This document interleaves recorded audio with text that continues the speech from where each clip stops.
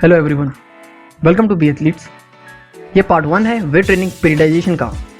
Athletes, weight training start करने से पहले आपको फंडामेंटल बेसिक मसल्स के बारे में पता होना चाहिए, क्योंकि ज़्यादातर athlete sports specific weight training के बजाय बॉडी बिल्डिंग वेट ट्रेनिंग करने लगते हैं।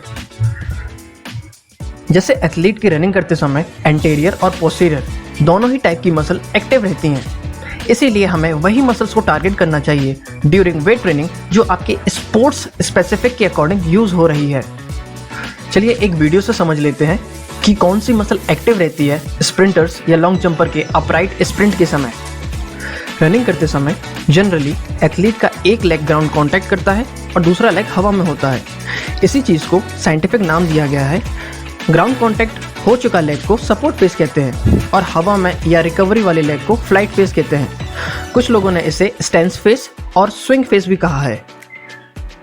और आज की वीडियो में हम ये जानने वाले हैं कि जब लेग सपोर्ट फेस में होता है तो कौन सी मसल एक्टिव रहती है, और जब लेग फ्लाइट फेस में होता है तब कौन सी मसल एक्टिव और रिलैक्स रहती है।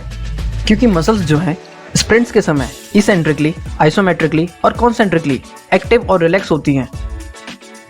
जब एथलीट का लेग ग्राउंड कॉन्टैक्ट करता है तो कुछ मसल एंटीरियर टिबियालिस और कुछ टो फ्लेक्सर मसल एक्टिव होती हैं, लेकिन सबसे ज़्यादा muscle activation carbs muscle, hamstring muscle और ग्लूटस मसल्स में होती हैं। और वहीं अपर बॉडी में सेम साइड की एब्डोमिनल मसल कोर की एक्टिव हो जाती है। और जब एथलीट का लेग टो ऑफ वाली पोजीशन पर होता है तब अपर बॉडी में अपोजिट साइड की एब्डोमिनल मसल कोर की एक्टिव हो जाती है और अपर फ्रंट में चेस्ट मसल एंगेज होती है।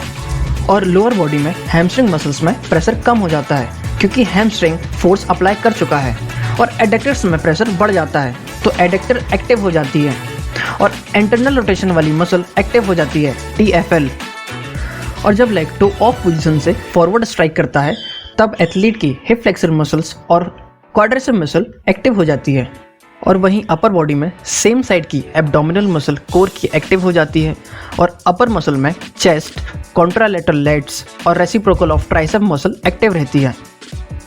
और ये सारी मसल मेजर पार्ट निभाती हैं आपके स्प्रिंट के समय। एक बार हम डिफर कर लेते हैं दो पार्ट्स में, लोअर बॉडी और अपर बॉडी में। लोअर बॉडी में ट्रेन होने वाली मसल्स हैं hip flexors, gluteus, hamstring, quadricep, adductors, TFL muscle, calves, interior tibialis. और अपर बॉडी में ट्रेन होने वाली मसल्स हैं chest, legs, shoulder, bicep, tricep, abdominal और कोर वाली मसल्स।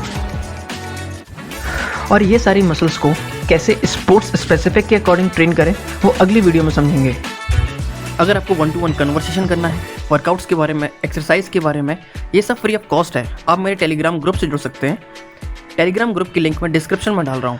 अगर वीडियो अच्छा लगा हो like, share, comment and don't forget to subscribe.